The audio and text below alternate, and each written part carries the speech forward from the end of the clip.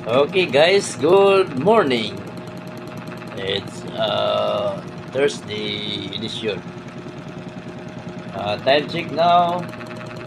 Time check is 002600 hours. Meaning, alas 12:26 sa tungang gabi. Okay guys, diri mo na itong pungutana.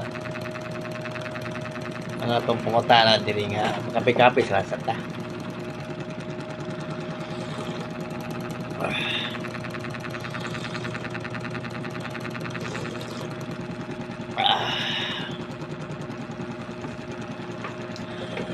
So, natingala man gud ta nganong ang mga Duterte nganong kusog kay ni sila sa Davao. Bisan asa ni sila nga kalye nganong kusog kay sila. Number 1 man gud. 1. Diri lang sa Cagayan Misamis Oriental or Northern Mindanao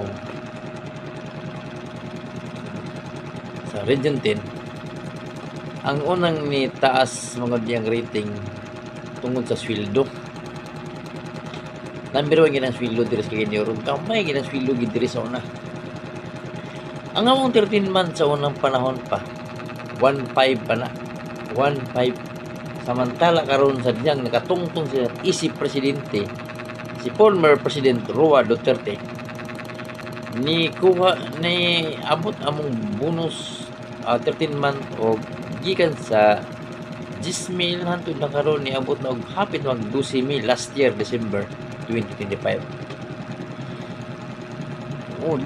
Grabe gid ang pag taas ang rating nitong higayon na. Kapi-kapi lang sa ta.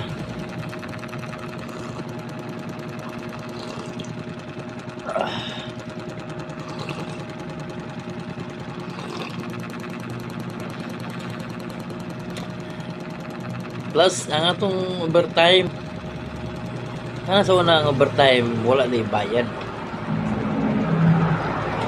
Gani ka mong 31 kanang hinapos kanang katapusan sa December 31, example 31, pahina na, wala na sweldo.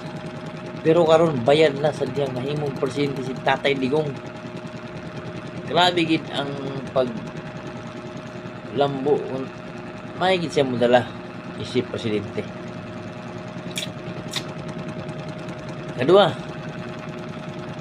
ang droga. Wa man siya mawala pero naminusan gid siya. Naminusan gid ang droga.